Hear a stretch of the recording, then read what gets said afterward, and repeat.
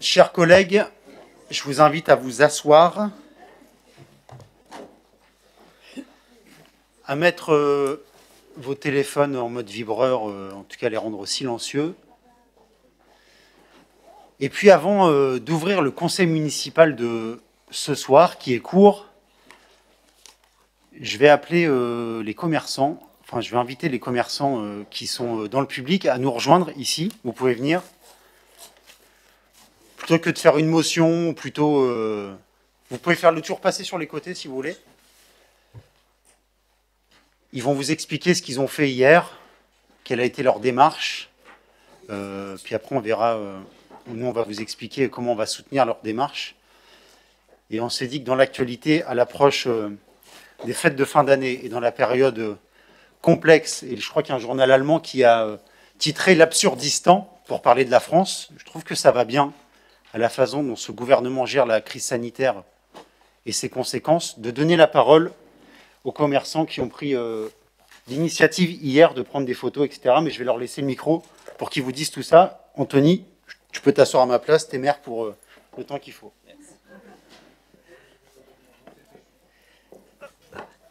Bonsoir à tous. En fait, moi, le premier étant comme un commerçant non essentiel, j'ai pris une deuxième fois dans la face la fermeture de ma boutique. Et cette fois-ci, contrairement à la première, je ne l'ai pas comprise, je ne l'ai pas acceptée et surtout pas comprise. Et je ne voulais pas qu'on nous oublie. Je me suis dit, qu'est-ce que je peux faire à mon niveau, juste simple coiffeur à Dieppe, pour nous faire savoir qu'on est là, que les gens ne nous oublient pas. Et en fait, j'ai moi, j'aime beaucoup. J'ai mon community manager qui est là, avec qui je travaille sur mes vidéos, sur ma communication. Et je lui en ai parlé, je lui ai dit il faudrait qu'on trouve quelque chose. Donc pour rester dans mon domaine, dans mon milieu, on est parti sur un shooting photo. On a contacté les gens qu'on connaissait, on est arrivé facilement sur Stéphane Novix avec le Stadium. Je voulais récupérer le ring pour montrer que nous, les commerçants, on se combat pour rester en vie, on se bat tous les jours au quotidien, et là encore plus que d'habitude, on prend des coups. Et du coup, on a mis ça en scène, on a maquillé, donc avec les esthéticiennes de la ville et de la région, on a maquillé les commerçants qui souhaitaient jouer le jeu, qui étaient fermés, bien entendu, et on les a mis en scène sur le ring pour montrer le désespoir. Et au final, en discutant, on s'est rendu compte que ça allait au-delà de ça, on s'est dit juste des images, ça parle pas. Donc on a fait des interviews vidéo de chaque commerçant présent. Donc là, on a récolté un petit peu plus d'une demi-heure, c'est ça? Une demi-heure d'interview.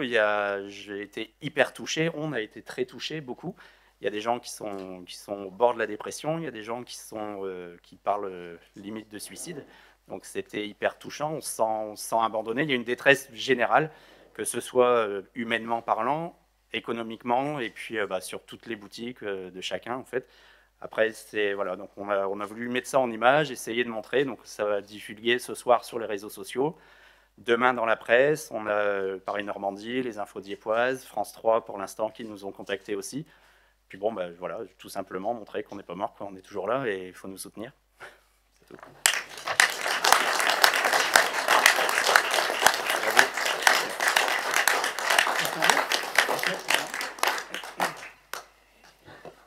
Je vais juste rajouter un mot. Il n'y a personne d'indispensable, mais tout le monde est essentiel. Et les commerçants, ils sont tous essentiels, que ce soit les bars, les coiffeurs, les esthéticiennes. C'est pour ça qu'avec Anthony, on a voulu mettre ça en image. Au début, c'était juste une expo photo, une petite expo photo, pourquoi pas dans son shop, pour montrer la violence des actions, enfin des mesures qui sont prises sur les indépendants et les commerçants. Et hier, il y a eu tellement d'émotions, on a respecté les mesures sanitaires, donc on avait pris des rendez-vous, on les a reçus un par un, et ils avaient tous envie de parler. Et puis, en fin de compte, ils nous ont dit, personne ne nous écoute, personne, on ne peut pas s'exprimer, on a les mains liées, les poings liés. Donc, du coup, on a mis la caméra en route, et on va sans doute faire un documentaire qui va être diffusé sur les réseaux sociaux, et puis on verra, ça va vivre tout seul. Merci de nous avoir écoutés.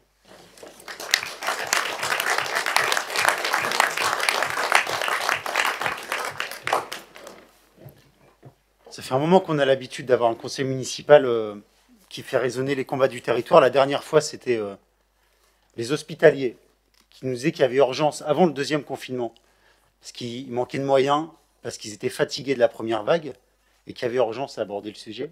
Donc c'était normal qu'on vous donne la parole, qu'on fasse résonner votre combat, mais au bout du compte, votre combat, c'est aussi le nôtre. Hein. Parce que au lendemain du deuxième confinement, avec Sébastien, avec près de 100 maires dans le département, de toute obédience, toute formation politique et tout territoire confondu, on a pris l'initiative d'écrire au Premier ministre pour lui dire qu'il y avait un vrai problème de fond. Tout à l'heure, on en parlait, c'est plus de la concurrence à armes égales, là. Il y a les très gros qui s'en sortent bien et les petits qui souffrent. Et au bout du compte, sur un territoire comme le nôtre, le dynamisme de Dieppe, la particularité de Dieppe dans son tissu commercial, c'est grâce aux petits. Et parmi vous, il y a des commerçants qui sont installés depuis un moment, établis, qui ont évolué. Et puis, il y a plein de nouveaux aussi, qui ont fait le choix de s'installer ici parce qu'il y avait du dynamisme et dans plein de secteurs différents. Puis, il y a des commerçants et pas que des commerçants, parce que Michael Baudot, je ne sais pas s'il est... T'es pas commerçant, t'es indépendant, toi. Tu nous avais fait des magnifiques images, par exemple, pour le Trail Walker, dans la campagne en bord de mer. Et pour nous, il est hors de question qu'on vous laisse tomber et qu'on ne soit pas à côté de vous, parce que c'est quand même dingue que ce gouvernement se dise qu'il préfère mettre 15 milliards d'euros dans de nouvelles mesures de chômage partiel ou d'accompagnement de commerce fermé, quand les grandes surfaces sont ouvertes, quand Amazon ou AliExpress multiplie par 3, par 4, par 5 son résultat net et ses bénéfices sur les 6 derniers mois, alors que vous pourriez fonctionner. J'ai échangé avec François Deladoucette, qui avait été prévenu également par vous, je crois, cet après-midi. Enfin, vous comme moi, vous êtes des parents, vous êtes responsables. Vous comme moi, vous tenez à la vie, vous tenez à vos commerces. Et vous avez fait la démonstration depuis plusieurs mois qu'on pouvait combiner les deux, et sérieux sanitaire, et en même temps faire fonctionner vos commerces, vos activités économiques. Donc c'était bien qu'on vous donne la parole, puis forcément que les groupes ici présents vont pouvoir prendre la parole s'ils le souhaitent pour vous adresser un message de soutien. Demain, on aura un conseil de résilience avec Sébastien, avec l'agglomération, avec l'État. On parlera de ça. Il y a un nouveau dispositif qui se met en place en lien avec l'agglomération et la région pour aider les entreprises qui ont été pour l'instant oubliées par les nombreux dispositifs. Il y a une enveloppe de 250 000 euros qui est ouverte. On va très vite communiquer là-dessus quand on aura les détails et les précisions.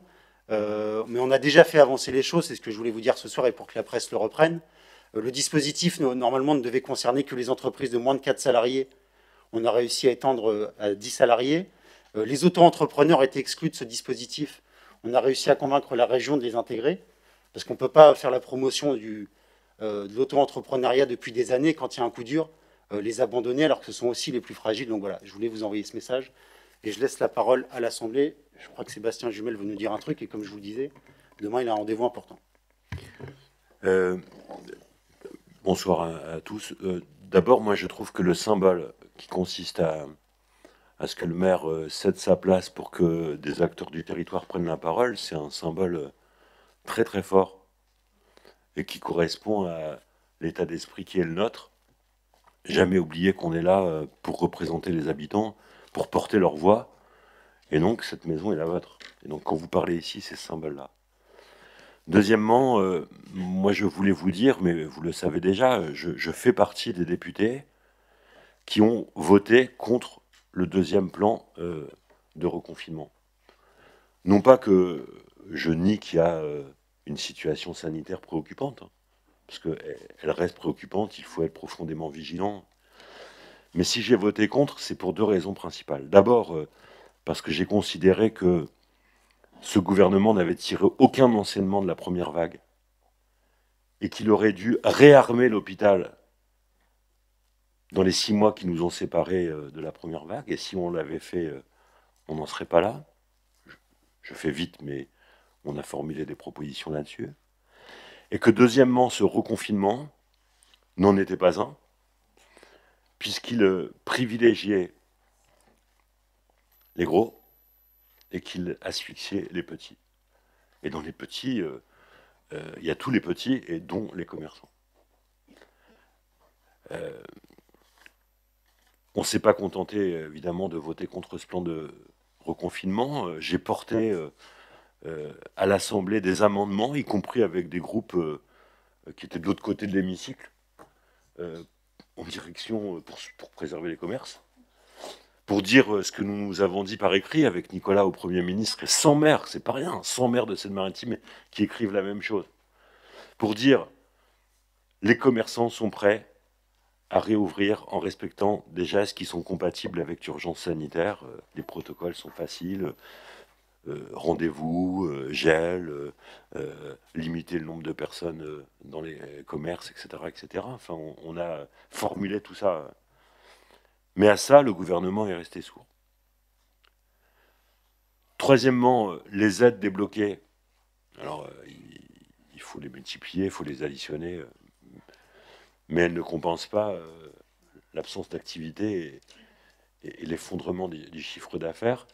Et moi, ce que je mesure, et notamment depuis plusieurs jours, là, c'est une désespérance préoccupante des commerçants de ce pays. Et moi, je vous le disais tout à l'heure en arrivant, je trouve que c'est bien que vous aviez décidé de transformer cette désespérance qui, si on reste isolé, peut être en colère, en revendication, et on reste soudé, on reste debout et on est combatif.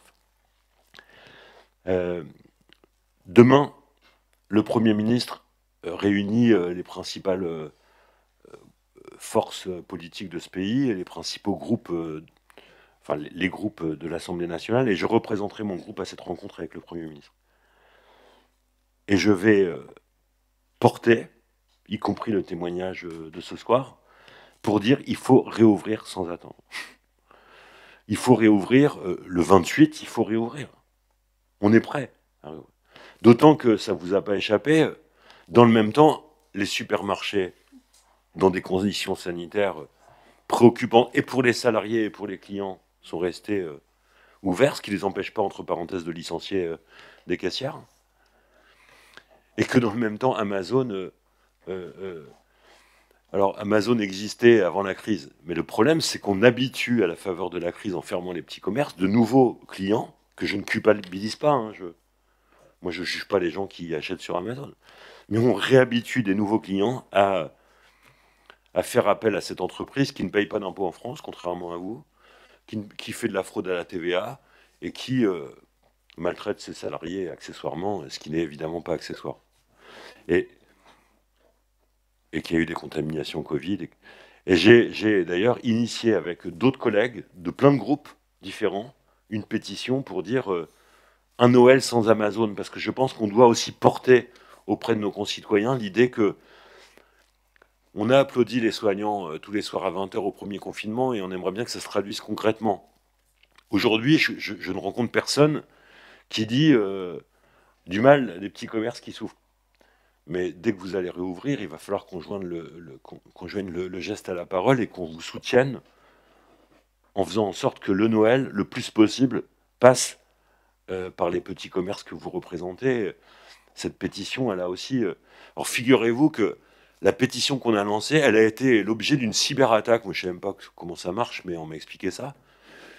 Le site a été attaqué à 270 reprises par des machines qui sont... Et vous savez qui était derrière les machines qui ont attaqué la pétition à Noël sans Amazon? L'expert, le premier expert conseil d'Amazon. C'est vous dire si les choses sont bien cohérentes.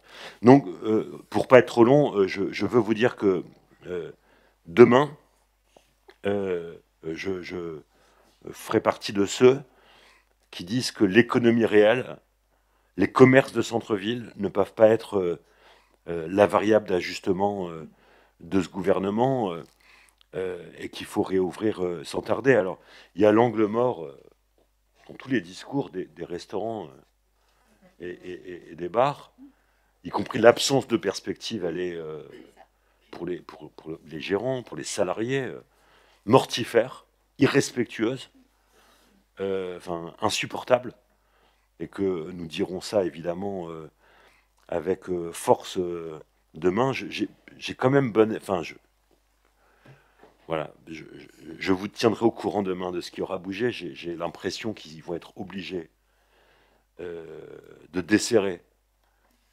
l'étau parce que l'étau est en train de vous faire mourir. Enfin, ici, comme... Puis un dernier mot. C'est l'ancien maire de Dieppe qui dit ça, et il le dit en étant conscient que c'est une priorité de Nicolas depuis qu'il est maire.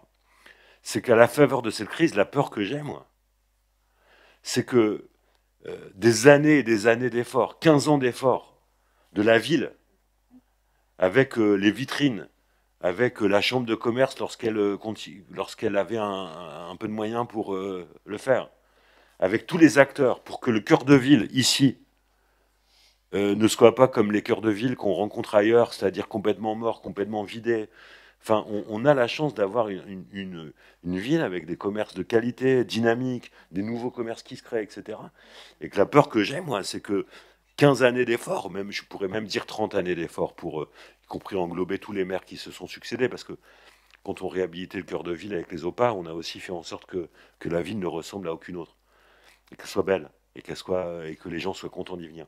Mais que ça peut être balayé d'un trait de plume à la faveur de la crise, et ça, on peut pas, nous, comme élus, on peut pas le supporter. Donc, vraiment, soyez convaincus que votre colère, votre détresse, on la porte, enfin, on la partage, on la porte, et qu'on va continuer à la porter partout. Alors, pour être utile et concret en vous aidant, mais aussi pour faire bouger les décisions qui sont prises, vous le savez, à un autre niveau que le nôtre.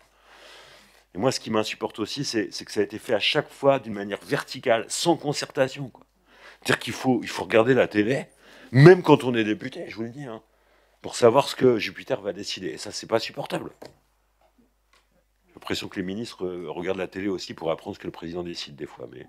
Donc voilà, on va vous soutenir parce qu'on pense que vous devez vivre demain, aujourd'hui et demain. Merci. Oui. Il y a Dominique Garçonnet, il y a Frédéric Weiss. Après. Bien, monsieur le député, monsieur le maire, ce n'est bien évidemment pas l'ancien président de chambre de commerce que je suis qui viendra ou qui ne peut que venir en soutien des propos qui viennent d'être tenus et au soutien des commerçants et des propos et des messages de soutien qui ont été exprimés. Je veux juste porter à votre connaissance, mesdames et messieurs les commerçants, une information qui m'est arrivée ce soir. Pour le cas où l'étau ne serait pas desserré, comme on vient de l'évoquer, et on a vu toute l'importance et on avait travaillé avec la ville de Dieppe en son temps pour mettre en place une place de marché, une marketplace, qui n'a pas fonctionné à l'époque. Et c'est bien dommage parce qu'aujourd'hui, on pense que les commerçants qui avaient peut-être boudé un peu le système auraient pu en bénéficier. Mais la Chambre de commerce et d'industrie est en train de signer avec la Poste un accord. Et on passe ça au vote ce soir, donc on saura définitivement demain si on va pouvoir contractualiser, mais il semblerait que oui, pour qu'une marketplace qui s'appelle Dieppe, ma ville, mon shopping, pardon, puisse bénéficier à toutes les villes qui dépendent du ressort de la Chambre de commerce Rouen Métropole, dont Dieppe. Alors c'est gratuit, il n'y a pas d'abonnement. Juste un prélèvement de 5,5 hors taxe sur les transactions qui sont effectuées. Mais on voit toute l'importance de la numérisation et de la digitalisation du commerce en ce moment. Si l'étau n'est pas desserré, peut-être que c'est une solution, au moins pour assurer un minimum d'activité. Voilà, je voulais porter cela à votre connaissance. 5,5 Bon, à creuser. Bon, on va pas débattre de ma ville, mon shopping ce soir, mais à suivre. D'accord, merci Dominique. Frédéric? Oui. Merci de me donner la parole. Alors, au-delà du fait que je cherche désespérément un coiffeur ce soir, et que je ne pense pas que je puisse en trouver un en télétravail, je pense que là-dessus, on peut pas tout mettre en télétravail, on ne peut pas tout informatiser, on ne peut pas tout numériser, c'est pas possible, et on a besoin de liens sociaux, et les commerçants, ils représentent ça aussi. Le lien social, le lien qu'ils peuvent faire effectivement dans une cité. Et c'est le propre, effectivement, c'est le propre aussi des commerçants. Mais la crise, le virus tel qu'on le vit aujourd'hui, effectivement, on a bien vu qu'elle avait des effets différenciés. Elle avait des effets différenciés suivant où on habitait. Effectivement, quand on habite dans des immeubles, c'est pas la même chose que quand on vit dans un pavillon. Et on voit bien que cette crise-là, c'est une crise déjà de l'habitat et des classes sociales et de l'accès au système de soins. Et on voit aujourd'hui que ça génère une crise économique qui est monstrueuse, et notamment pour le commerce et les petits commerçants. Et que ce que je crains le plus dans cette crise-là, c'est que ça va accélérer ce que dit Sébastien. Ça va accélérer la concentration des moyens de production en Chine. Ça va accélérer la concentration des moyens de distribution aux mains des grandes entreprises, aux mains de Auchan, aux mains des supermarchés, aux mains de Amazon. Et ça va assécher complètement nos territoires, ça va assécher complètement nos centres-villes. Et alors qu'aujourd'hui, on devrait penser, et moi j'imaginais au sortir de la première crise, qu'on allait réinventer les systèmes locaux de distribution, qu'on allait mettre en place des systèmes, des plans alimentaires territoriaux, qu'on allait pouvoir effectivement recentrer l'activité économique sur les territoires. Alors qu'aujourd'hui, tout ce qui est fait, enfin tout ce qu'on fait, tout ce que le gouvernement fait aujourd'hui, c'est le contraire de ce qu'il faudrait être fait. On est en train effectivement de donner la parole, massifier la production en Chine, et massifier la distribution via Auchan et via les grandes plateformes. Et on assèche complètement les territoires, on métropolise complètement nos territoires. Qu'est-ce qui nous restera en bout de chaîne? Qu'est-ce qui restera pour nos territoires? Moi, j'ai peur qu'il va falloir qu'on se batte, il va falloir qu'on se remonte les manches et qu'on puisse effectivement travailler et poursuivre le travail de plus de 30 ans. Sébastien a raison de le dire, les OPA, elles ont été menées depuis bien longtemps. Et se retrousser tous ensemble les manches pour qu'on puisse pour l'instant survivre à cette crise-là en attendant de mieux vivre, j'espère, bientôt. Merci à vous. Merci Fred. Est-ce qu'il y a d'autres interventions? André Gauthier, après Luc Desmarais. Oui, monsieur le maire, chers collègues, je voudrais également m'associer à tout ce qui a été dit jusqu'à présent. Les commerçants, vous avez été parmi ceux qui ont été les plus impactés lors du premier confinement. Et vous avez été exemplaires dans les protocoles et les mesures de protection que vous avez mis en place à la fin de ce confinement et pour certains par la suite. Un exemple qui a retenti en fait comme un appel à laisser ouvert lors de cette deuxième vague de confinement. Et malgré ça, on vit une situation incompréhensible, une décision injuste, une véritable mascarade, comme l'ont appelé d'autres responsables politiques. Et nous nous associons bien évidemment non seulement à vos démarches, nous sommes à vos côtés. Il est urgent de réouvrir. Et l'ensemble des fonds et des aides qui ont été mises en place pour vous aider ne seront jamais suffisantes pour rattraper non seulement les pertes sèches financières que vous avez, mais aussi les pertes en termes d'attractivité et les années d'investissement qui ont été les vôtres dans votre entreprise. Et puis je voudrais juste terminer en disant qu'il est particulièrement indécent aujourd'hui d'opposer ceux qui seraient pour la santé, pour la protection de nos compatriotes, et ceux qui voudraient réouvrir les commerces, comme si ceux qui voudraient réouvrir les commerces ne pensaient pas évidemment à la protection et à la santé de nos compatriotes. Donc juste pour terminer un mot, merci de votre présence, merci de vos initiatives, merci de tenir bon, et nous serons présents lorsque vous pourrez rouvrir. Merci. Luc Desmarais. Et puis après, s'il n'y a pas d'autres interventions... Moi, je ne vais rien rajouter. L'essentiel a été dit.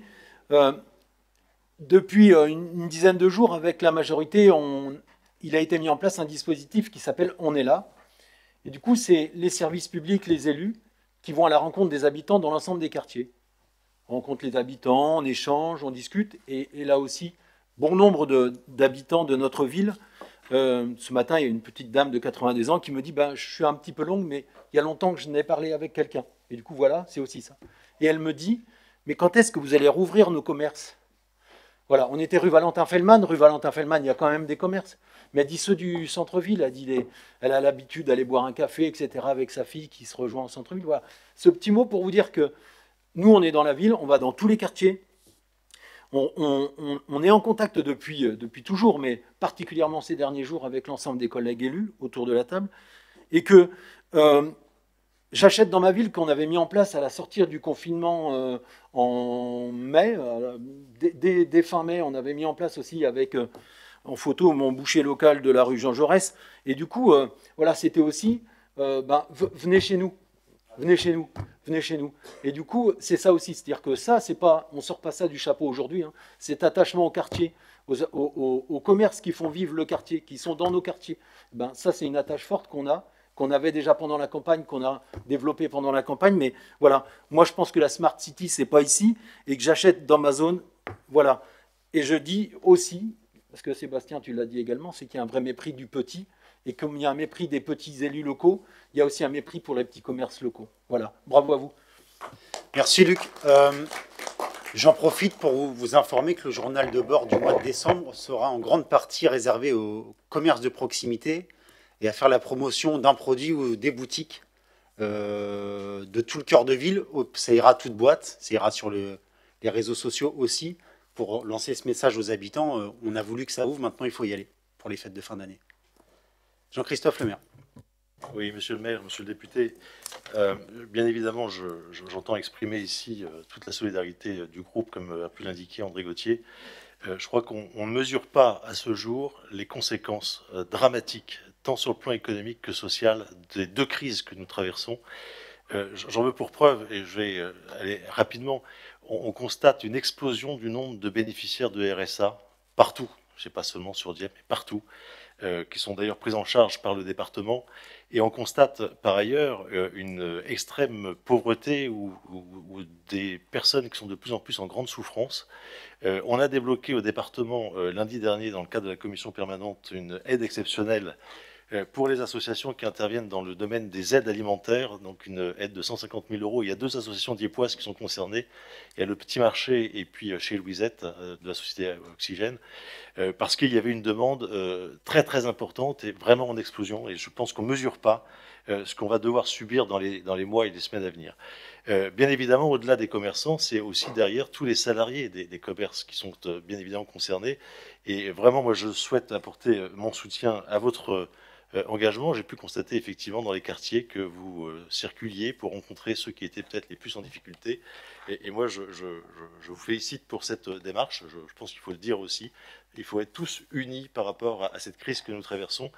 Et je termine juste sur un point.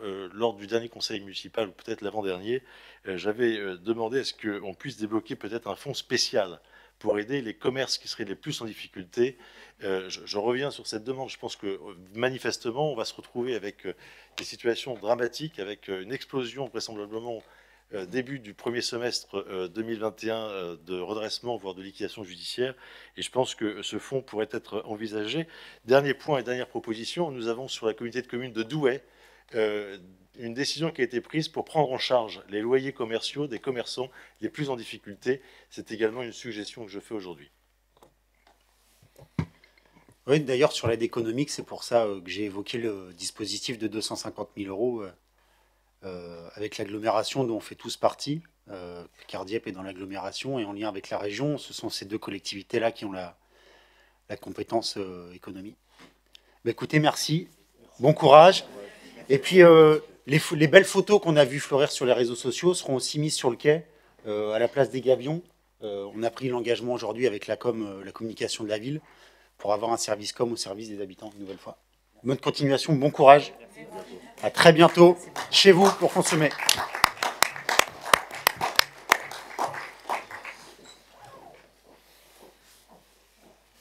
Et on peut ouvrir officiellement notre séance du conseil municipal. Je vous propose de désigner comme secrétaire de séance Madame Sarah Kedimala.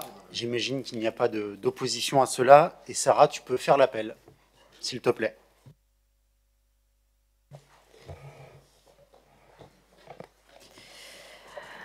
Monsieur Langlois Nicolas, Monsieur Garot François, Madame Ridel Patricia, Monsieur Lefebvre François, Madame Caru-Charton Emmanuel, Monsieur Weiss Frédéric, Madame Buich Marilus, Monsieur Patrick Dominique, Madame Legrand Laetitia, Monsieur Carrel Patrick, Madame Sénécal Véronique, Monsieur Desmarais Luc, Madame Roussel Annette, Madame Amonique Brigitte, Monsieur Dufis Jean-Henri, Monsieur Ménard Joël, Monsieur Guérin Jackie, Madame Parisi Nathalie, Madame Carré Anne, Madame Botters Aline, Monsieur Jumel Sébastien, Monsieur Bussy Florent, Madame Baudouin Panier Sandrine, Madame Roby Stéphanie, Monsieur Pajot Michael, Monsieur Lassire Jean-Marc, Monsieur Canu Aurélien, Madame Masson Pauline, Madame Kedimala Sarah présente, Monsieur Gauthier André, Madame Ouvry Annie, Monsieur Lemaire Jean-Christophe, Monsieur Garçonnet Dominique, Madame Dijon Aurélie et Monsieur Devéjary Louis Armand.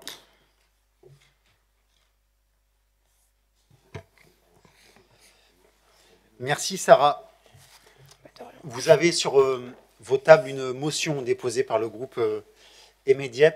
Je vous propose qu'on aborde la question de cette motion après le point 4, une fois qu'on aura passé les délibérations ordinaires et presque, j'allais dire sans intérêt, non pas sans intérêt, mais communes. La première, c'est l'approbation du compte-rendu des délibérations du conseil municipal précédent, celui du 15 octobre 2020.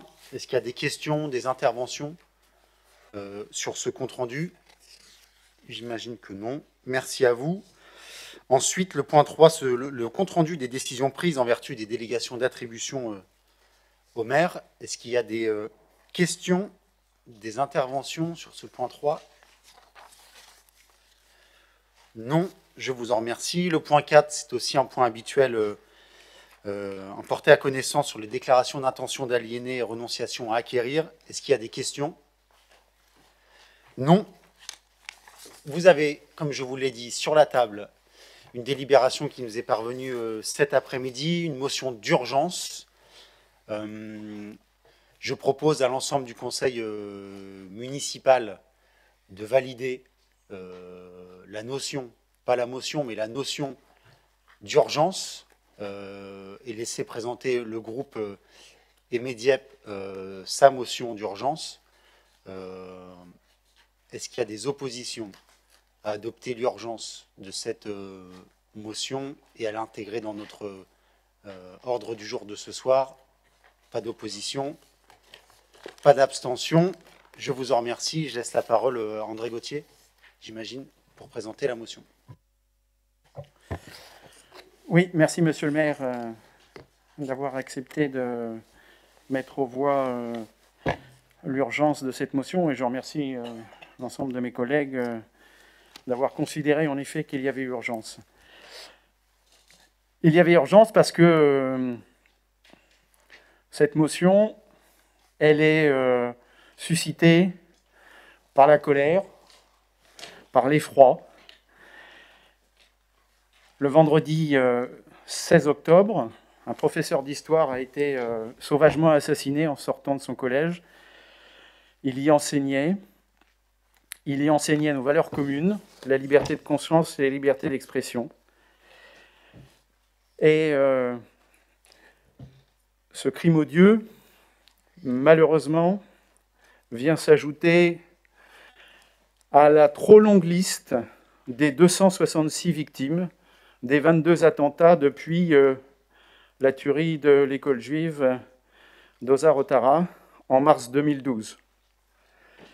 Ont été ciblés des journalistes, des policiers, des gendarmes, des militaires, prêtres catholiques, des enfants juifs, des amoureux de la musique, ou toute autre personne qui se trouvait au mauvais endroit, au mauvais moment.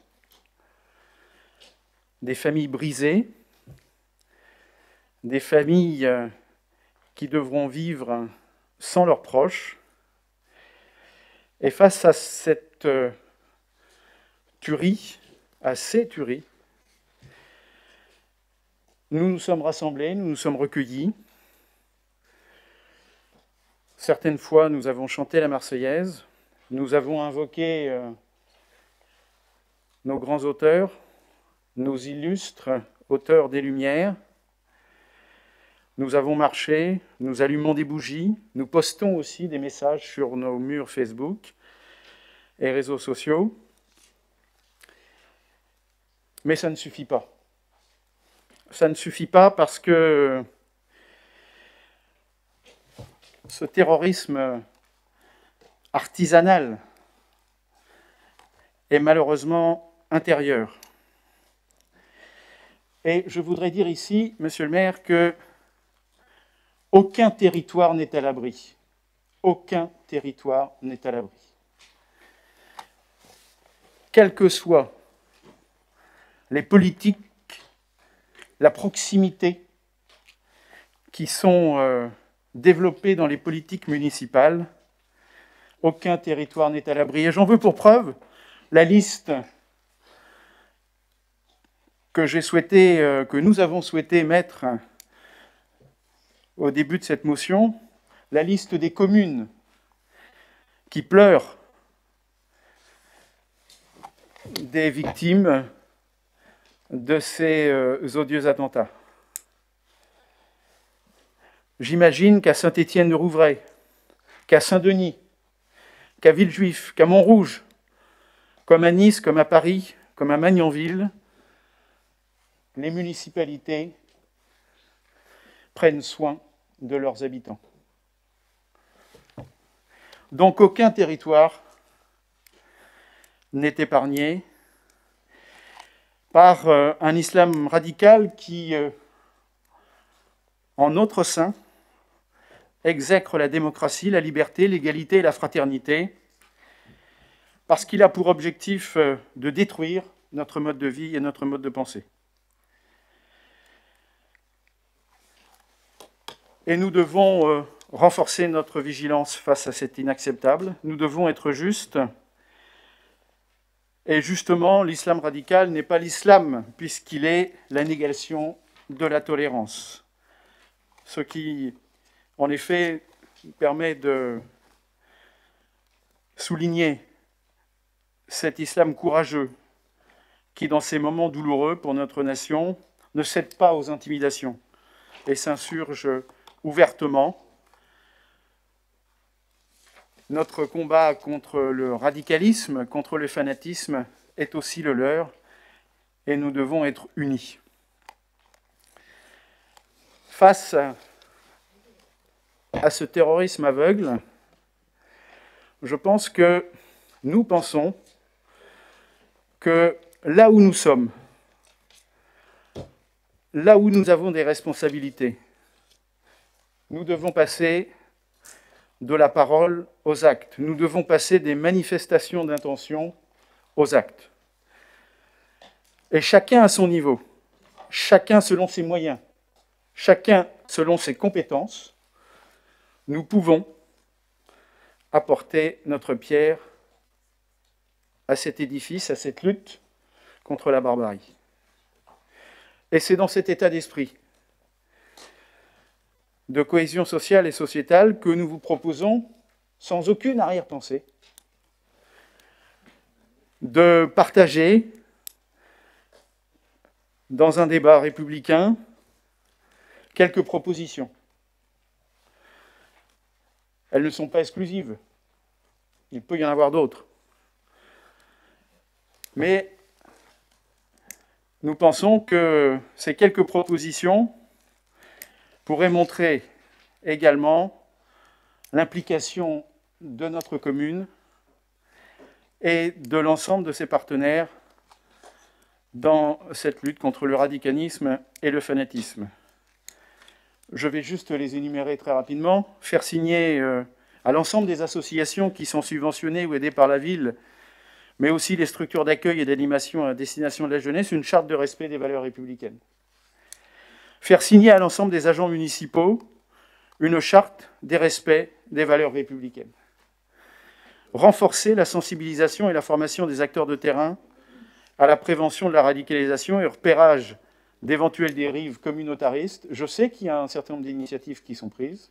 D'ailleurs, elles sont subventionnées aussi par le département, mais je pense qu'il faut renforcer cette sensibilisation pour l'ensemble de ceux qui sont au contact avec le public, mais aussi les élus, mais aussi le tissu associatif et les centres sociaux.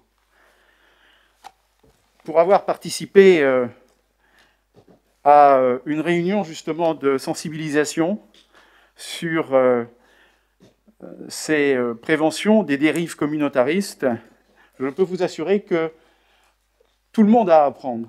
Tout le monde a à apprendre de façon à être réactif.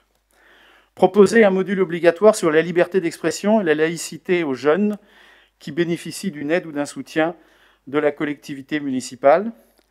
Et puis, deux propositions, qui est celle de mettre en place une cellule municipale d'écoute, d'échange sur la radicalisation, qui serait chargée de collecter des informations sur des comportements ou des paroles hostiles aux valeurs républicaines et à la liberté d'expression auprès de ce que nous avons appelé des capteurs, c'est-à-dire des personnes qui sont au contact des publics dans les centres sociaux, les employés municipaux, bien sûr, chargés des services publics, les responsables associatifs, les bailleurs sociaux, mais la liste n'est pas exclusive non plus, et de faire remonter, évidemment, aux autorités compétentes qui se chargeront ensuite des poursuites nécessaires dans ce cadre-là. Et puis, célébrer aussi la laïcité, le jour de la date anniversaire de la loi de 1905, c'est-à-dire aussi le 9 décembre, notamment par une manifestation spécifique dans les écoles dont, même si nous nous occupons simplement que du gîte et du couvert, dont nous avons la responsabilité au niveau communal. Voilà, monsieur le maire, quel est l'état d'esprit dans lequel nous faisons ces propositions. Elles méritent évidemment d'être débattues, mais je crois que chacun, là où il a ses responsabilités, doit pouvoir faire quelque chose pour apporter, comme je le disais, sa pierre à l'édifice. Merci à vous. Est-ce que dans le groupe de Dominique Garçonnet, il y a une prise de parole?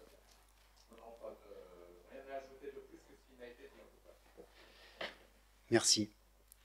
André Gauthier, les mots que vous venez de prononcer, ceux qui sont contenus dans votre motion dite d'urgence, sont durs, et ils sont, je le pense vraiment, offensants pour les centaines de Dieuppois qui se sont réunis à 2 reprises sur le parvis de l'Hôtel de Ville. Offensants aussi à l'égard des millions de Français qui ne s'habituent pas, contrairement à ce que vous dites dans la motion, qui ne s'habituent pas à la barbarie, au terrorisme et à la mort, qui le combattent et qui sont aussi, malgré ce que vous avez écrit dans votre motion, qui sont aussi en empathie, en compassion, et c'est heureux qu'il y ait cette compassion, car c'est humain, en compassion avec les victimes, avec la famille de Samuel Paty, et avec également les millions d'enseignants et les millions d'élèves qui ont dû reprendre les chemins de l'école après ce drame et après les vacances de la Toussaint. Cette compassion, cette humanité que nous faisons nôtre, en tout cas dans la majorité, était bien là aussi dans nos échanges et dans l'esprit qui dominait le dimanche 1er novembre dans l'église Saint-Jacques, quand avec Joël Ménard ou avec Sébastien Jumel, nous sommes allés à la rencontre de la paroisse. C'est aussi profondément méconnaître ce qui existe déjà à Dieppe et dans notre pays. La loi de 1901, relative au contrat d'association, qui impose et qui demande de respecter les valeurs de la République et de ne pas attenter aux intérêts du pays. La loi de 1983, la loi Leport, portant droits et obligations des fonctionnaires et respect des valeurs de la République. C'est ignorer la réunion régulière du Conseil local de sécurité, de prévention de la délinquance qui réunit la ville, la police, l'État, le parquet et les associations pour veiller à tout cela, et notamment aux questions de radicalisation. C'est ignorer les nombreuses formations qui existent déjà, notamment délivrées par le foyer Duquesne, pour tous les acteurs du territoire. Et c'est encore, et malheureusement, ignorer le travail de tous les enseignants de notre pays au quotidien en direction de tous les enfants et de tous les jeunes de France, aujourd'hui comme hier et encore plus demain. Je dis attention, nous disons attention. Attention à ne pas importer les haines et les divisions qui abîment le monde, les haines et les divisions qui tuent. Attention à ne pas aller là où les terroristes veulent nous emmener, nous amener, dans leur violence et le reniement de nos valeurs, celles de la République.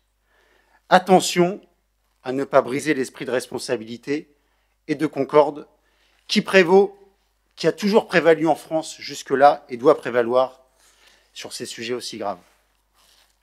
Puisque vous parlez de Saint-Étienne-du-Rouvray et que vous avez insisté dans votre présentation de la motion, la ville de Joachim Moïse, notre ami, qui connaît bien Dieppe, maire d'aujourd'hui, la ville d'Uberville-Franc, maire d'hier de Saint-Étienne-du-Rouvray, eh bien moi je fais mien, nous faisons nôtres les mots d'Uberville-Franc, les mots forts que ce dernier a tenus face caméra en juillet 2016 et les larmes dans les yeux, soyons les derniers à pleurer.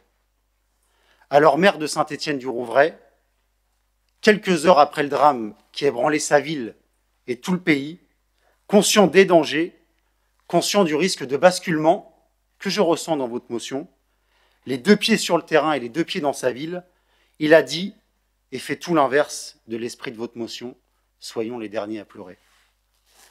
En vérité, ce n'est pas une motion d'urgence, mais une motion de défiance générale à l'égard des associations, à l'égard des agents du service public, peut-être même à l'égard de la jeunesse, alors que ces associations, ces jeunes, ces services publics sont la solution, et partout où ils ont reculé, partout où ils ont été affaiblis, c'est la radicalité, l'islamisme ou d'autres violences, parfois fascisantes, qui ont prospéré.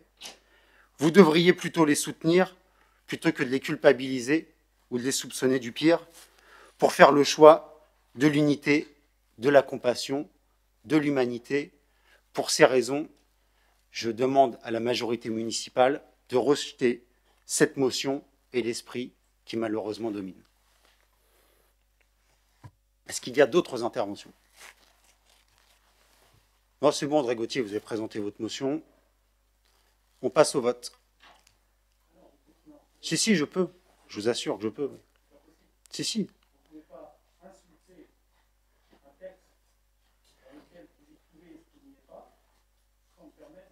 Non, vous pouvez présenter votre motion d'urgence, la défendre, ce que vous avez fait.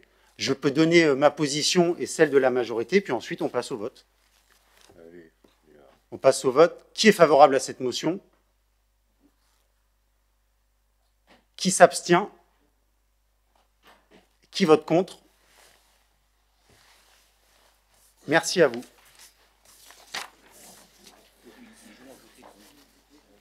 Point suivant. Il s'agit de prendre acte de l'avis de la Chambre régionale des comptes du 3 novembre 2020, qui fait suite au débat, aux éléments qui ont été notamment présentés, la décision modificative budgétaire du précédent Conseil. Est-ce qu'il y a des interventions sur cette prise d'acte de la CRC? Non. Je vous en remercie et on passe à la délibération suivante, la 6, Luc, pour un beau projet. Je ne vais pas m'attarder, hein. Le projet, tout le monde le connaît. Mise en beauté de la place du Nant, qui avait été réalisée sans aucune concertation avec les habitants. Et à la suite de, justement, un grand nombre de consultations, les habitants ont décidé qu'il fallait l'embellir. Et du coup, ça a été fait. 2000 votants dans un premier temps. Et ensuite, ce cube rouillé qui faisait tache au milieu de cette belle place repeinte, ben, ce cube a été repeint et, en collaboration avec Sodineuf. Projet participatif, de vivre ensemble, de bien commun. Et je dirais tout simplement à l'opposé de la haine et de la défiance. Et je vous propose donc de voter la convention relative au financement de cette belle opération. Merci Luc. Est-ce qu'il y a des interventions sur cette délibération? J'imagine qu'il n'y a pas d'opposition. Je finis mon morceau de chocolat. Merci à vous et je passe le micro à Patrick Carrel. Oui, merci Monsieur le maire. Donc, délibération numéro 7, décision modificative numéro 2 de 2020, budget principal de la ville de Dieppe, et budget modificatif numéro 1 de 2020, budget annexe de la ZAC Dieppe Sud. Les ajustements budgétaires proposés dans ces deux décisions modificatives concernent principalement l'acquisition et la cession de bâtiments dans le budget ville, les acquisitions et cessions de terrain dans le budget annexe ZAC Dieppe Sud, l'inscription d'une avance du budget ville au budget annexe ZAC Dieppe Sud, la prise en compte de recettes supplémentaires dans le budget ville. Il est donc proposé au conseil municipal d'adopter, premièrement, la décision modificative numéro 2 du budget principal Ville de Dieppe d'un montant total de 132 758 €, qui s'équilibre en section de fonctionnement à 74 858 et en section d'investissement à 57 900 €. Et deuxièmement, d'approuver la décision modificative numéro 1 du budget de la ZAC Dieppe Sud pour un montant total de 1 581 800 €, équilibré en section de fonctionnement et d'investissement à 790 900 €. Merci Patrick. Est-ce qu'il y a des interventions sur cette délibération numéro 7? Est-ce qu'il y a des votes contre? Intervention, André Gauthier? Allez-y. Oui, monsieur le maire. Intervenir sur cette délibération tout en disant que je suis atterré par votre réponse sur la motion que nous avions présentée, dans un esprit totalement ouvert. Et je pense que malheureusement, le laisser-faire a peut-être remporté la première manche. Sur cette décision modificative, nous souhaitons que vous puissiez disjoindre les deux votes. D'une part, l'ADM2 du budget principal et d'autre part, la décision modificative du budget annexe de la ZAC Dieppe Sud. Notre vote différent suivant les deux décisions modificatives.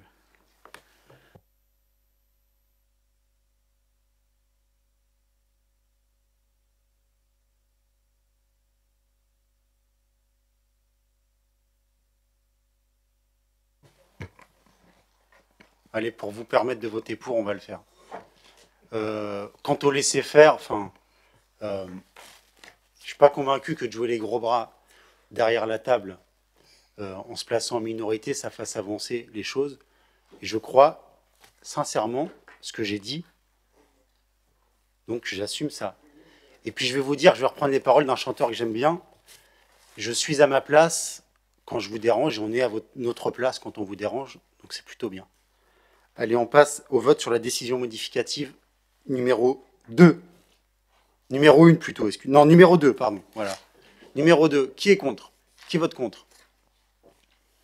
Merci. Qui s'abstient? Merci à vous, la majorité y est favorable. Et concernant le budget annexe de la ZAC Dieppe Sud, la décision modificative numéro 1, qui est favorable?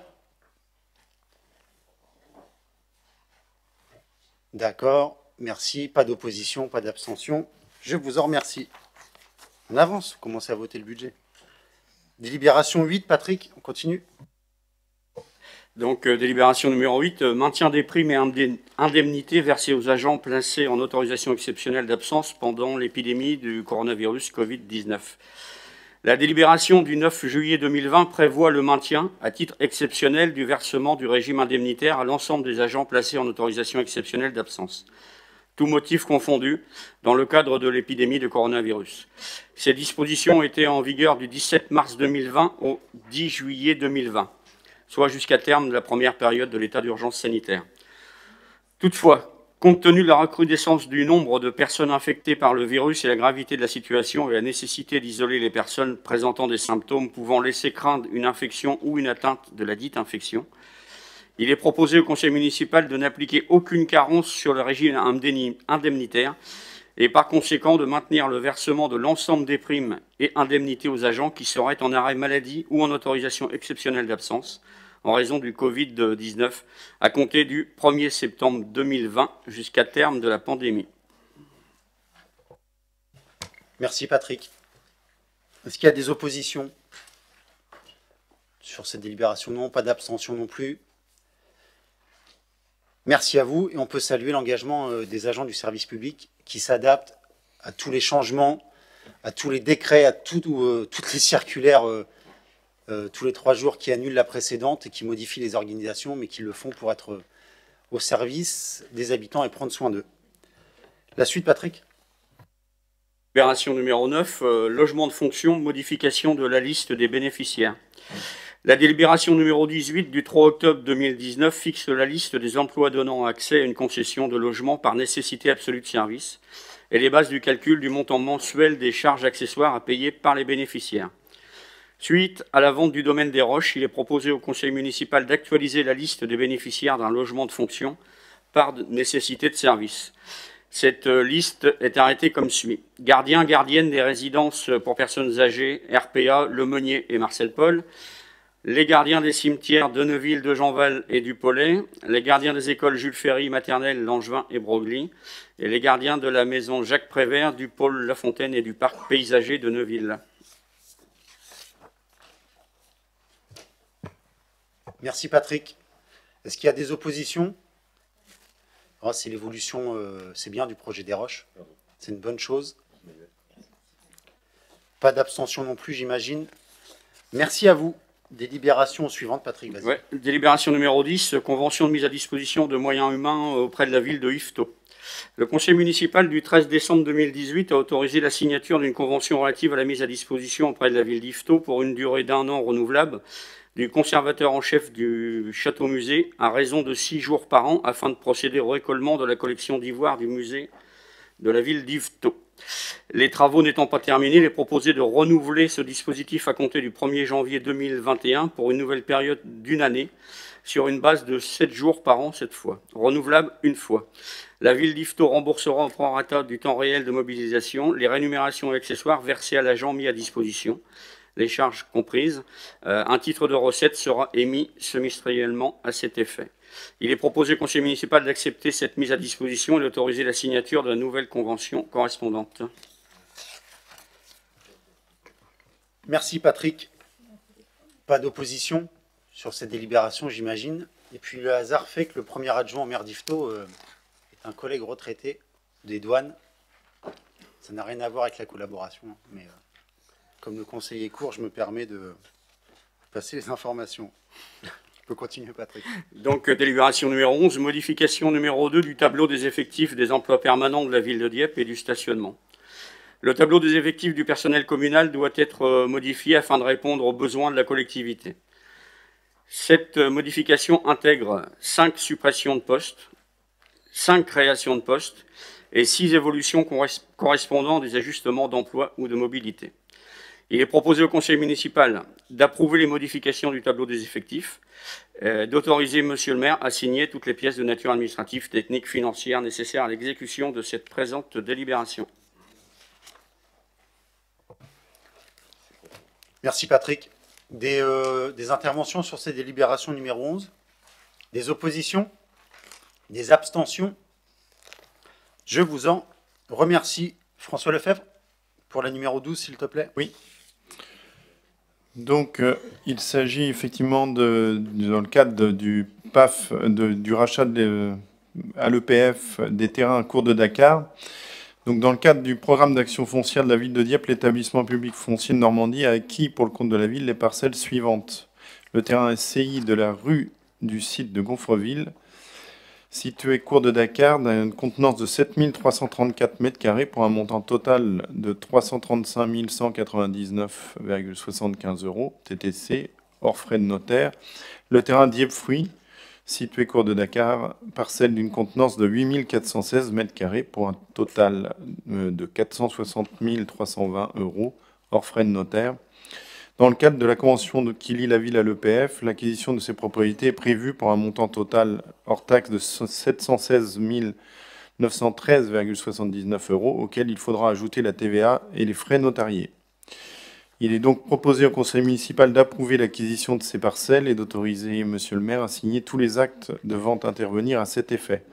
La dépense en résultant sera inscrite au budget annexe ZAC Dieppe Sud de l'année en cours, de laquelle se réalisera l'opération d'acquisition. Bien évidemment, cette délibération est liée à la suivante, puisque ces terrains seront revendus à Port de Normandie par la suite.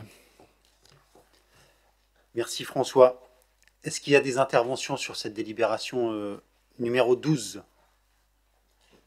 Non. Est-ce qu'il y a des oppositions? Est-ce qu'il y a des abstentions? Je vous en remercie. Tu peux reprendre le micro, François. Oui, donc il s'agit de la cession au profit du syndicat mixte Port de Normandie au prix de 783 000 hors taxes des parcelles cadastrées section 1 et 184 et 193 d'une contenance totale de 15 750 m² située cours de Dakar à Dieppe. Donc peut-être que je vais vous épargner le détail des terrains et des contenances des parcelles.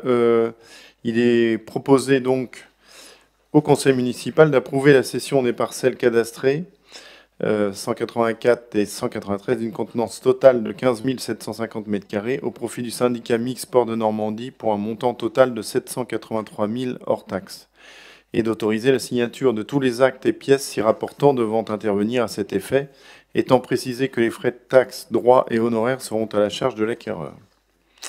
La recette en résultant sera inscrite au budget annexe de la ZAC Dieppe Sud de l'année en cours, de laquelle se réalisera l'opération de cession par la ville. Alors bien évidemment, il s'agit de permettre au port le développement de ses activités sur ces parcelles. Comme vous avez pu le constater, l'opération financière est quasiment blanche. Merci François. Oui, monsieur le maire, allez-y. Oui, monsieur le maire, simplement, je voudrais, en qualité de vice-président de Port de Normandie et puis président de la régie dieppoise des activités portuaires, vous dire toute la satisfaction que j'ai aujourd'hui de voir nos collectivités, départements, régions, communautés de communes, Dieppe, ville de Dieppe, travailler de concert sur ce dossier essentiel, à mon sens, pour le développement économique et social de notre territoire. Vous savez que le port de commerce subit des contraintes inhérentes à son imbrication en zone urbaine, avec d'une part une très grande complexité à étendre les aires de manutention et stockage au-delà des frontières physiques que constituent les voies de circulation, et puis des nuisances, bruit, lumière, poussière, susceptibles d'être incommodables pour les riverains. Ces conditions nuisent non seulement au développement d'activités, mais surtout peuvent rapidement condamner le maintien des trafics existants. En effet, en premier lieu, le trafic maritime international est caractérisé aujourd'hui par une augmentation des volumes des navires, on peut le regretter, augmentation des volumes des navires pour réduire les frais fixes, les cargaisons mises à terre nécessitent plus d'espace, sans que l'activité cumulée s'en ressente nécessairement. En second lieu, les colis lourds manutentionnés sont eux-mêmes d'une taille croissante, toujours pour la recherche d'une plus grande performance. C'est typiquement le cas des pales d'éoliennes qui sont aujourd'hui de l'ordre de 67 à 69 mètres de longueur. Là encore, le manque d'espace est une menace grave. Ainsi, l'aspiration des citoyens à un cadre de vie idéalisé conduit à générer une pression urbaine latente, de moins en moins compatible avec l'environnement industriel.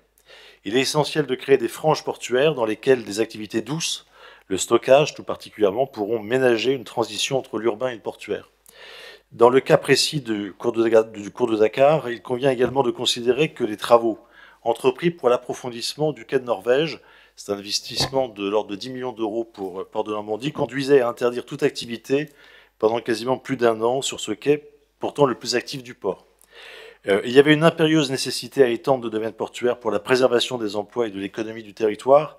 C'est à ce titre que Port de Normandie avait d'abord sollicité de la ville de Dieppe l'autorisation temporaire d'occuper ces terrains, autorisation immédiatement délivrée, je dois le dire, compte tenu des enjeux, et nous vous en remercions. Le 16 octobre dernier, le comité syndical de Port de Normandie a donné son accord et a voté à l'unanimité pour l'acquisition de la totalité de ces parcelles, estimant que cette opportunité devait être saisie pour consolider la place portuaire dans sa vocation d'accueil et de manutention des trafics de colis lourds type éolien, à proximité des infrastructures routières desservant le nord-ouest de France. Port de Normandie est prêt à saisir toute opportunité de poursuivre cet élargement dans son domaine en limite des frontières actuelles, bien évidemment en concertation avec les collectivités et la ville de Dieppe. Merci à vous. Sébastien Jumel. Oui, très rapidement, mais je trouve que sur des sujets de cette importance, pour pas avoir l'impression de réinventer l'eau chaude, c'est utile de faire un peu d'ethnologie locale. Je veux juste porter à votre connaissance, notamment pour les jeunes élus, le fait que en 97, Christian Cuvillier, qui était un maire visionnaire et intelligent, avait signé une charte de la place portuaire, conscient qu'il était d'ailleurs qu'il y avait une ardente nécessité à réfléchir le développement de la ville en intégrant l'interface ville-port. Et d'ailleurs, à l'époque, on était dans une association qui s'appelait l'association Villes et Ports, présidée par Antoine Ruffnac.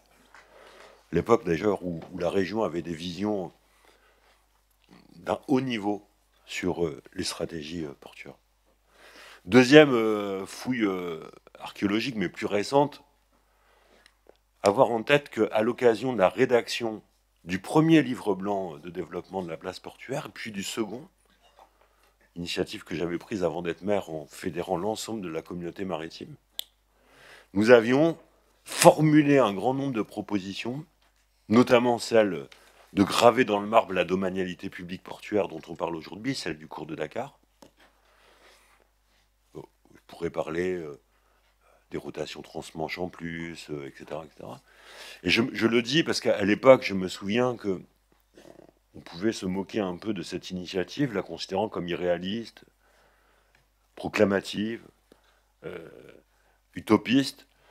Je suis heureux de constater que, et si on reprenait les propositions une par une, que la plupart des propositions inscrites dans le livre blanc 1, Dominique Patrick et Lucien Lecanu avaient contribué à le coécrire, et dans le livre blanc 2, sont aujourd'hui concrètement mises en œuvre. Et la délibération d'aujourd'hui concrétise cela.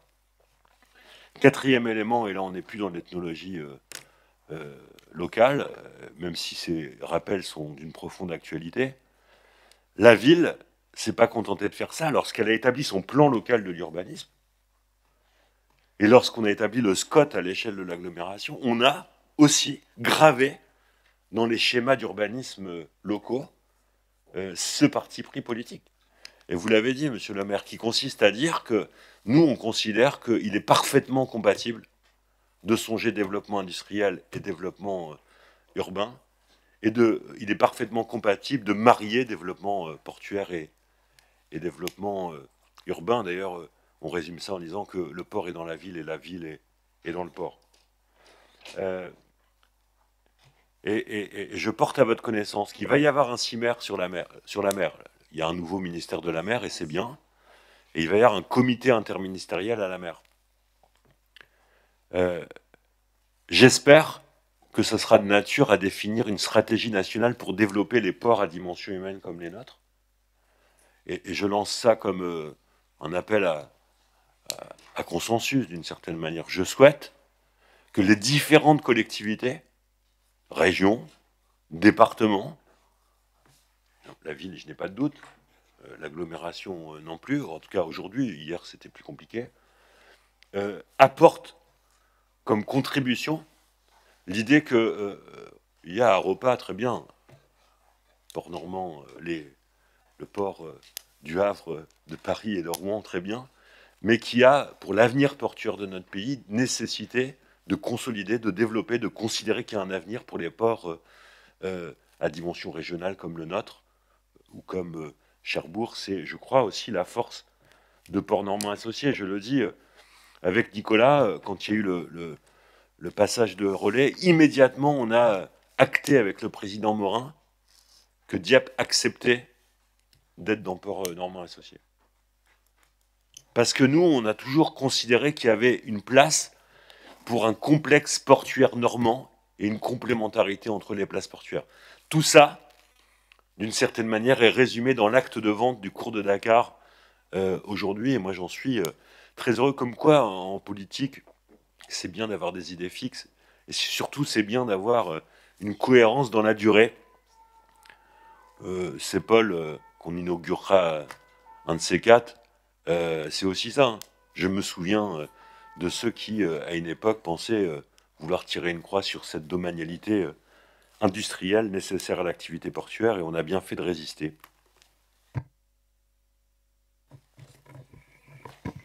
Merci.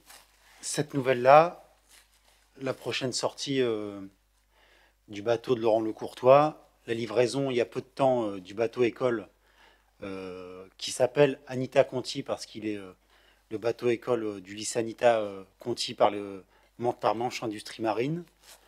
Tout ça, ce seront de bonnes nouvelles pour le port, pour la ville, mais pour tout le territoire. Et demain, je pense que dans nos échanges, et j'en suis même certain sur la question du plan de relance, la question des aménagements portuaires, des aménagements nécessaires notamment pour faire face au Brexit, de la zone envisagée sur Eurochannel, devra nous mobiliser. La rédaction du schéma d'aménagement ville-port, qui revient en fait à une charte, à la charte travaillée il y a presque 20 ans.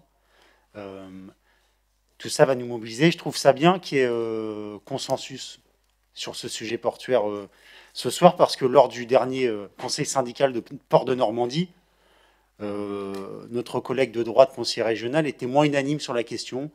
Donc c'est plutôt bien si on arrive à rassembler la droite dans ce conseil municipal sur le développement portuaire, c'est une bonne chose. Je mets au vote. Vous voulez dire un mot? Allez-y. Juste sur la position de notre collègue Thierry Duyère, il n'était pas contre le projet, il a réagi en juriste. Je ne vais pas revenir sur la question qu'il a pu poser, mais qui pouvait faire débat. Oui, c'est le problème de la dépollution, tout simplement. Et savoir qui devait prendre en charge. Il pensait que c'était aux vendeurs de prendre en charge. La question est résolue. Je ne débat pas plus sur ce point-là, mais c'est pour expliquer sa position. Ouais, en fait, ouais. Là-bas, il n'était pas juriste, et puis il y a des endroits où on fragilise pas un dossier, et puis quand on est pour, on vote pour, quoi. Bon, bref, c'est pas grave. Le principal, c'est que ça se fasse. Comme la session, on avait dit au dernier conseil municipal que ça se ferait, et donc ça se fait, c'est une bonne chose. Non ? Frédéric Weiss, vas-y. Oui, enfin, moi, souligner quand même sur ce dossier-là, que quand même l'activité portuaire, elle s'organise autour d'enjeux liés à la transition écologique et énergétique. Et que notre port, aujourd'hui, il porte effectivement un projet en lien avec avec les éoliennes. Et c'est porteur, et la transition, elle est porteuse d'emploi, elle est porteuse d'un dynamisme pour le territoire. Et moi, je fais le vœu quand même qu'on puisse non pas arrêter d'importer effectivement des éoliennes et des mâts, et qu'on puisse effectivement les fabriquer sur notre territoire, et qu'on puisse être un jour porteur effectivement de ces technologies-là sur notre territoire. Dominique, vas-y, ouais, vas-y. Juste un mot pour répondre à Frédéric. Oui, je suis tout à fait d'accord avec toi. Ce serait mieux quand même de construire des éoliennes chez nous que de les faire venir par 30 jours de mer de Chine. Mais le problème, c'est qu'on a tellement pris de retard, et ça a tellement été mal préparé, cette transition énergétique, qu'aujourd'hui, pour l'instant, on est en train de construire les fondations pour la prochaine usine au Havre, qui vont servir à construire l'usine et qui serviront à construire les éoliennes. Donc on n'est pas rendu au bout, hein, au bout du bout. C'est pour ça que je dis... Et attention, n'opposons pas les activités entre elles. On est bien, faut qu'on soit bien d'accord. On peut avoir un dynamisme portuaire avec du stockage d'éoliennes, des choses comme ça, mais il ne faut pas mélanger avec l'implantation des parcs éoliens. C'est deux sujets, deux débats différents. Merci à vous. Unanimité sur cette délibération et pour le développement portuaire. Merci à vous. François, tu peux continuer. Oui, délibération numéro 14. Donc, il s'agit de l'obligation annuelle de rachat 2020 de 15 et 17 rue du Mortier d'Or dans le cadre du PAF. Donc, il est prévu l'acquisition des immeubles situés aux 15 et 17 rue du Mortier d'Or à Dieppe, parcelle du contenance totale de 138 mètres carrés, d'approuver l'acquisition des immeubles situés 15 et 17 rue du Mortier d'Or, pour un montant de 128 906,16, estimé évidemment au moment de l'époque de l'achat, majorer les frais notariés et faisant l'objet d'une application de la TVA sur marge au taux de 20%. d'autoriser la signature de tous les actes devant intervenir à cet effet. La dépense en résultant sera inscrite au budget communal de l'année au cours de laquelle se réalisera l'opération d'acquisition. Et évidemment, là aussi, cette délibération est suivie d'une suivante, puisqu'il s'agit de la vente. Alors, malheureusement, pas au même prix, puisque le bien qui était en possession de la CEMAD il y a un grand nombre d'années, l'acquisition s'est faite il y a pas mal d'années. Cette acquisition s'est dégradée au fil du temps, à un tel point qu'il y a des travaux d'urgence à réaliser sur ce bien, estimé globalement plutôt 100 000 euros que 96 600, mais voilà. Et ce qui fait que, évidemment, l'acquéreur nous propose l'acquisition à 50 000 euros, mais il s'engage également à mener les travaux de confortement et de traitement très rapidement sur ce bien, de façon à ce qu'il soit remis sur le marché le plus tôt possible. Sachant que ce bien est évidemment disponible depuis très longtemps et qu'on a eu très peu d'acquéreurs qui se sont proposés, on vous propose d'approuver cette cession dans les conditions précitées donc du 15 et 17 rue Mortier d'Or à la société SARL Financière Arvennes, représentée par monsieur Jean-Charles Rémy Verdier, ou toute personne morale pouvant s'y substituer pour un montant de 50 000 euros net vendeur, d'autoriser la signature de tous les actes et pièces s'y rapportant devant intervenir à cet effet, étant précisé que les frais, taxes, droits et non honoraires sont à la charge de l'acquéreur. La recette sera inscrite au budget principal de l'année au cours de laquelle se réalisera l'opération de cession par la ville. Merci François. Est-ce qu'il y a des interventions sur cette délibération? Je passerai, il n'y en a pas. Il n'y a pas d'opposition, il n'y a pas d'abstention. C'est vrai qu'il y a un gap entre le prix d'achat par la CEMAD à l'époque et la revente aujourd'hui. En même temps, la rénovation d'un cœur historique, d'une ville ancienne comme la nôtre et de son patrimoine, ça a aussi un coût. Et moi, je suis fier qu'on s'engage fortement dans la situation qu'on connaît aujourd'hui, à rénover notre cœur de ville, à ce qu'on trouve des investisseurs aussi, parce que derrière, le coût de réhabilitation, il va être bien plus élevé que les 100 000 euros dont vous a parlé François Lefebvre. Et pour éviter ce qui s'est passé rue de Bagne à Marseille, et avoir des drames comme cela, il faut immobiliser de l'argent public, et quand l'argent public, ça sert à ça. Et c'est aussi c'est utile, et c'est aussi la démonstration qu'une ville, au regard des compétences qui sont les siennes, elle peut aussi intervenir très concrètement, et dans le dynamisme du cœur de ville, et dans l'amélioration des conditions de logement, d'hébergement, et dans la préservation de son patrimoine aussi. Pas d'opposition, donc belle unanimité sur ces deux délibérations. Je vous en remercie. François, tu continues pour la 16 ? Oui, la 16, mais qui a un lien d'ailleurs avec les deux précédentes, puisque là il s'agit d'un toilettage de l'opération, dans le cadre de l'opération de restauration immobilière Cœur historique de Dieppe, sur la 13e tranche de déclaration d'utilité publique de travaux. Certains immeubles ont fait l'objet de travaux ou sont en cours de travaux pour des réhabilitations, et donc il est proposé de les sortir de cette liste de 13e tranche de DUP, et ce qui veut dire concrètement que les choses avancent effectivement dans le cœur de ville, et que cette nouvelle OPA commence à porter ses fruits. Donc il est proposé d'approuver la modification du nombre de parcelles et d'immeubles de la 13e tranche de DUP et d'autoriser la signature de tous les documents afférents à la mise en œuvre de la 13e DUP de travaux. Donc les sortants, je n'ai pas précisé, mais 50 rue des Celliers, 3-5 rue Beauregard, 8-10 rue Guerrier, 6 et 6 bis rue Péquet. Voilà, ça représente cette parcelle et cet immeuble.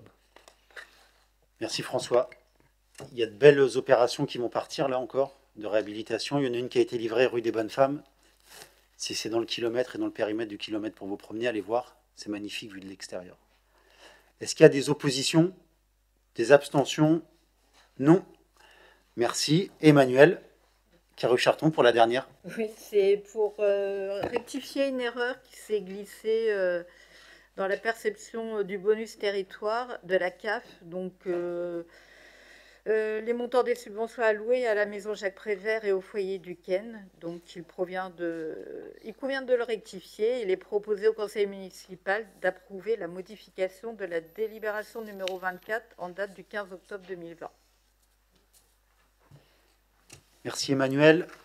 Jean-Henri Dufils ne prend pas part au vote en sa qualité de président de la maison Jacques Prévert. Est-ce qu'il y a des interventions sur cette délibération? Non. Pas d'abstention, pas d'opposition. Merci à vous, bonne soirée. Le prochain conseil aura vraisemblablement lieu, non pas le 10, mais le 17. On décale d'une semaine pour permettre au service d'instruire les délibérations. Bonne soirée. Je n'ai pas les derniers chiffres de circulation du virus. La dernière fois, je vous les avais donnés parce qu'ils avaient été actualisés dans la journée. Mais comme en France entière, le virus circule moins du fait du confinement. L'hôpital est occupé. Et ça va se détendre dans les jours qui viennent, comme partout en France. Mais bon, voilà, à nous d'être responsables. Je n'ai pas besoin de vous apprendre ça. On peut concilier vie et préservation de la vie. Bonne soirée à vous. À bientôt.